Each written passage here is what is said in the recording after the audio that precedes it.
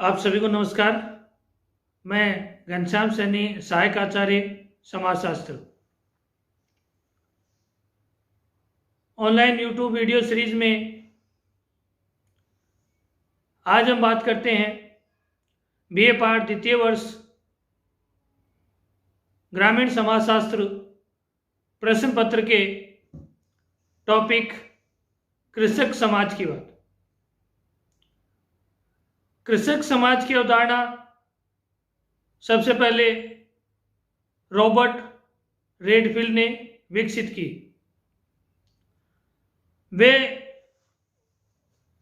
ग्रामीण लोग जो जीवन निर्वाह के लिए अपनी भूमि पर नियंत्रण बनाए रखते हैं, उसे जोतते हैं और जो उनके परंपरागत जीवन जीने का एक तरीका है, उसे कृषक समाज या पीजेंट सोसाइटी कहा गया। आगे रेडफील्ड कहते हैं कृषक समाज के अंतर्गत केवल उन्हीं छोटे उत्पादनकर्ताओं को सम्मिलित किया जा सकता है जो अपनी आजीविका एवं जीवन यापन के ढंग को भूमि से जोड़कर ही नियंत्रित करते हैं। इस प्रकार कृषक वह है जो स्वयं के उपभोग के लिए उत्पादन करता है। इसके अंतर्गत छोटे खेतिहर लोगों को लिया जाता है और किसान फार्मर वह है जो बाजार के लिए उत्पादन करते हैं। कृषक समाज की विशेषताओं की बात करें तो रेडफील्ड ने कृषक समाज की 5 विशेषताएं बताई। पहली बात, कृषक समाज तुलनात्मक रूप से एक होमोजेनिक या एक समरूप समाज है। कृषक समाज एक अविभेदीकृत तथा अस्तरीय समाज है। इसके सदस्य अपनी आजीविका भूमि को जोतकर ही प्राप्त करते हैं।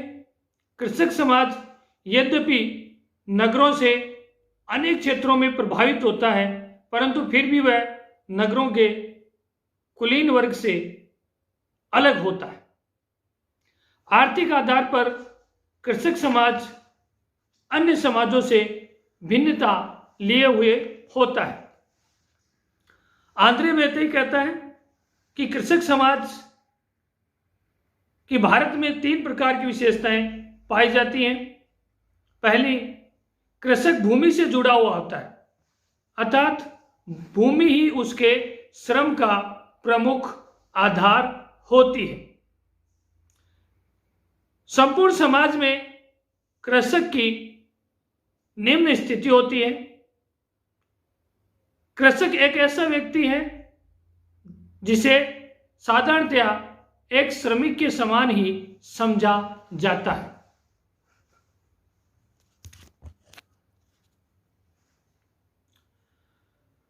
भारत में कृषक समाज की अवधारणा, इसके बारे में हम चर्चा करें।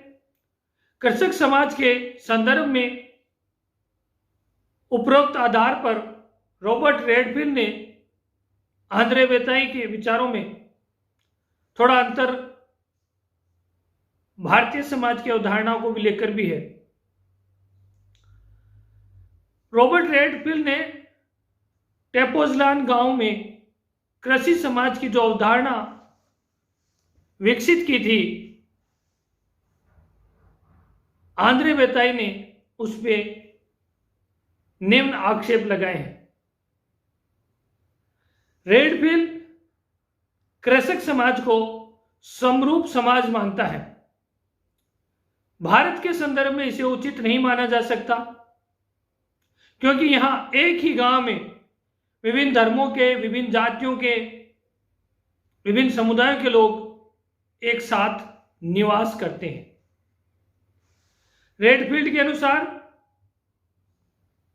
जो व्यक्ति कृषक नहीं है वो कुलीन वर्ग में आते हैं और उनका निवास स्थान नगर या कस्बा होता है। किंतु भारत के संदर्भ में यह सही नहीं है। यहां कृषक और अकृषक दोनों एक ही गांव में रहते हैं। रेडफील्ड ने कृषक समाज को अविभेदीकृत एवं अस्त्रीकृत बताया है, लेकिन भारत के संदर्भ में यह धारणा अमान्य है, क्योंकि यहाँ हर गांव में विभिन्न प्रकार की विविधताएं और जटिलताएं देखने को मिलती हैं। B.R. चौहान ने अपनी पुस्तक ए राजस्थान विलेज में राजस्थान का एक गांव राणावतों की सादड़ी में अध्ययन किया और कृषक समाज की अवधारणा से संबंधित कुछ महत्वपूर्ण बिंदुओं की ओर ध्यान आकृष्ट किया है, जो निम्न प्रकार है। नंबर 1, यदि आर्थिक कारणों से गांव के सभी कृषक तंबाकू, कपास, तिल अथवा मूंगफली की फसल उगाने लगे, जिससे नगद राशि